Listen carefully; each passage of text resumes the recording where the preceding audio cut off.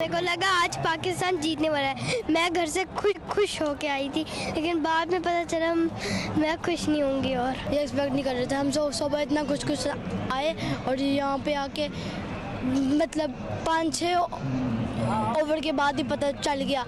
वैसे तो मेरे को उम्मीदें थी नसीम शाह से, लेकिन उसने अपनी फील्डिंग पता की कह दिया कि मेरे बस की बात नहीं है।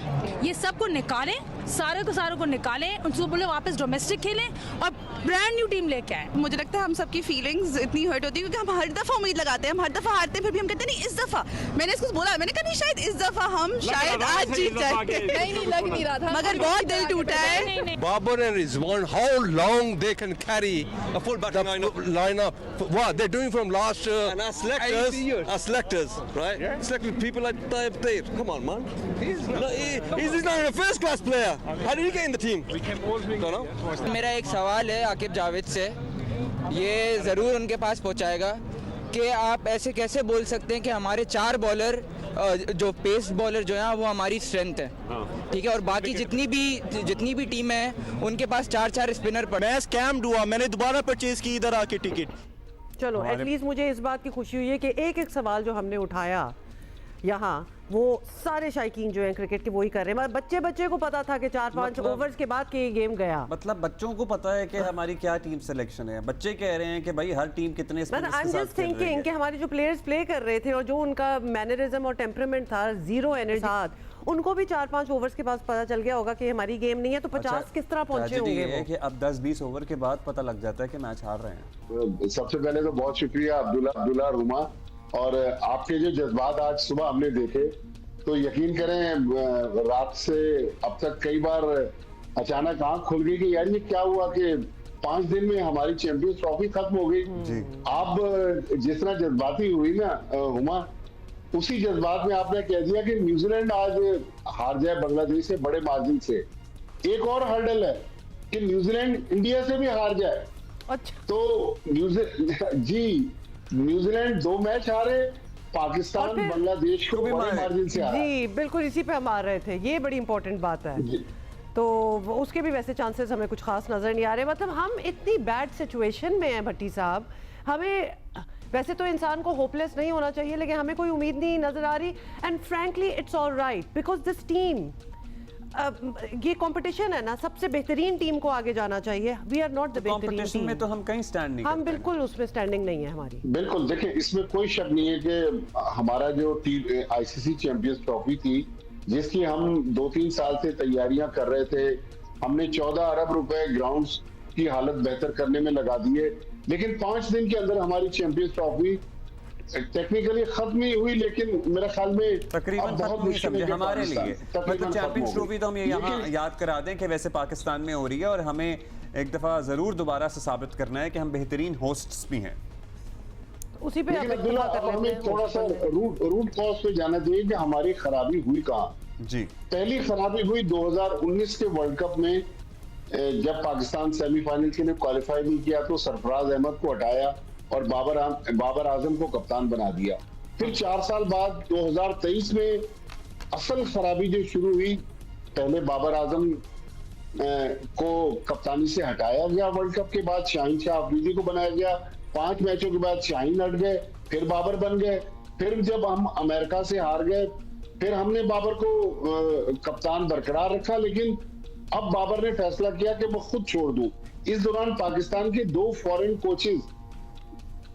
कोचेज भी पाकिस्तान क्रिकेट को अलविदा कहकर चले गए। लेकिन हमारी जो अना और जिद थी ना, हमारे सिलेक्टर्स की, हमारी कोचिंग स्टाफ की, हमारे पीसीबी हुकाम की, उसकी वजह से आज इस नहज पे हम पहुंच गए।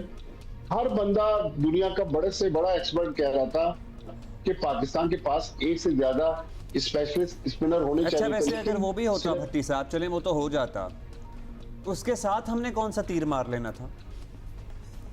अब्दुल्ला, अब बाकी भी तो देखें ना, ओवरऑल परफॉर्मेंस देखें, हमारी फील्डिंग की हालत देखें, हमारे बैटर्स की सूरत हाल देखें, हमारी बॉलिंग तो नहीं चल रही ना, मुसलसल नहीं चल रही। हमारी फिटनेस को भी इस लिस्ट में डाल दें और हमारी एनर्जी को भी डाल दें। आप विराट कोहली को देखें ना, 36 साल की उम्र में कितना सुपर फिट है, और कल जब उसने सेंचुरी बनाई और क्या जबरदस्त वो गुफ्तगू कर रहा था, आपने फील्डिंग की बात की, बिल्कुल। अब आज तक हमारे बड़े बड़े एक्सपर्ट मुख्तलिफ टीवी चैनल, हमारे अपने चैनल पर भी बैठे हैं, लेकिन किसी ने फील्डिंग कोच के बारे में आज तक बात नहीं की कि पाकिस्तान का फील्डिंग कोच कौन है। मोहम्मद मसरूर हमारे कराची के एक फॉर्मर फर्स्ट क्लास क्रिकेटर, वो फील्डिंग कोच हैं। वो पाकिस्तान अंडर 19 टीम के हेड कोच भी रह चुके हैं, बैटिंग कोच भी रह चुके हैं, अब उनको फील्डिंग कोच बना दिया गया। तो मेरे ख्याल में अब हमें प्रोफेशनलिज्म की तरफ जाना चाहिए। मोहसिन नकवी साहब ने बहुत इनकी कहानियां सुन ली एक फॉर्मर क्रिकेटर्स की, मेरे ख्याल में अब उनको खुद ड्राइविंग सीट पे आना पड़ेगा। हमने अक्सर ये नोट किया और ये भी एक एतराज रहा है कि हमारे जो प्लेयर्स हैं they have become bigger than the game, और अगर ये है मामला तो हमारे ये फील्डिंग कोच साहब हों या कोई और हों, मतलब ये इतनी बड़ी एवेन्यू ऑफ क्रिकेट जिसमें फील्डिंग है, ये पहली बार हम नाम सुन रहे हैं कि फील्डिंग कोच कौन है, और जिनके नाम हम रोजाना लेते हैं और दुनिया लेती है, जो हमारे स्टार्स हैं, ये सुनते होंगे फील्डिंग कोच साहब को?